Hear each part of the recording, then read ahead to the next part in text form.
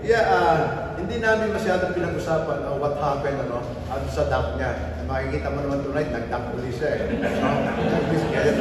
That's how we handle that kind of situation problem. Hindi kailangan mag-pressure eh.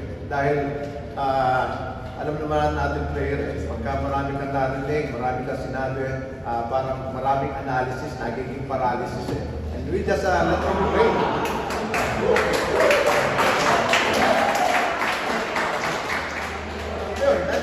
Naiintindihan mo. That's why before the start of the game, pagdating niya dito sa dugout, ako pa nagtanong sa kanya, if it is okay, I will start it tonight. Sabi niya, yes coach. Nagbihis agad o nag-warm up. Kaya sabi ko, this is sign of I know he will bounce back and he is a good help to our team tonight.